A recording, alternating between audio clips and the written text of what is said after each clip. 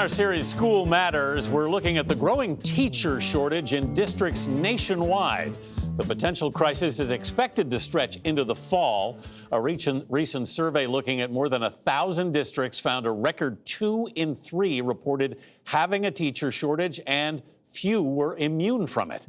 In cities, 75% of districts reported a shortage, compared with 65% in rural areas and 60% in the suburbs.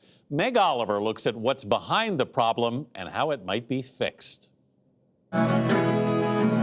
These days, Scott Sherburne's life feels more free than free-falling. But that wasn't always the case, especially this last year. How hard was it to say goodbye to your students? It was extremely difficult to say goodbye to my students. The 55-year-old spent 29 years teaching science in Livonia, Michigan. But after contracting COVID in November and juggling increased demands at work, the pandemic pushed him to retire early in January, the middle of the school year. Did you ever feel like you were letting your students down retiring midway through the year? Yes, very much so. It was an extremely difficult decision.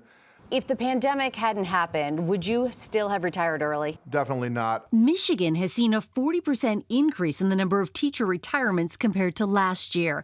Nationwide, it's a similar story. Nearly every state has reported shortages, and many districts are having trouble finding teachers to fill vacancies. Some now offering signing bonuses to help recruit them. Have you ever had this many teachers retire in 1 year? No. And will you be able to fill these positions? We will work very hard to fill these positions. I'm worried. You're worried? I'm worried. Karen Bingert is the principal at Hillsborough High School in New Jersey. Since last July, 56 staff members in the district have retired or are planning to by the end of this month. 38 of them are teachers. That currently leaves around 24 positions open at the high school alone. Why are we seeing this national teacher shortage? I think it's been coming, actually, for several years. There are fewer candidates going into education to begin with. I think some of that stems from the fact that over time, there's been less interest. There's been a little bit of public pushback on the respect with which teachers are treated. Pay has also been a deterrent for many teachers who feel they aren't compensated properly for the demands of the job. And in the pandemic, we all saw the challenges teachers had to face with remote learning. If it wasn't for the pandemic, do you think some of these teachers who are retiring may have just held on a little longer?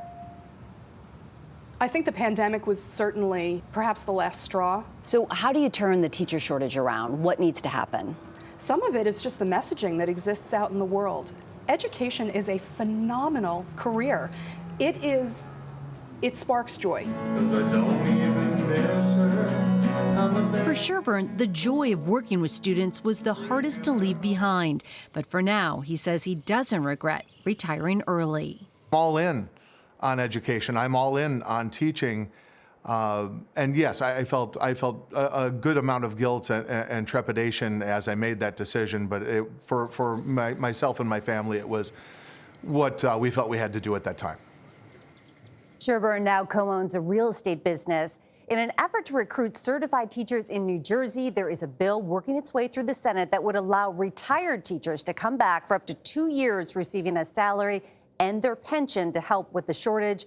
Principal Bingert applauded that move. Yeah, it's been such a tough year for everybody, but particularly for teachers too. And I know so many of them felt incredibly stressed, including my wife, who's a teacher, as I've just said. But it's it's a real dilemma now because there was a teacher shortage before this. It's only gotten worse, Meg. Thank you.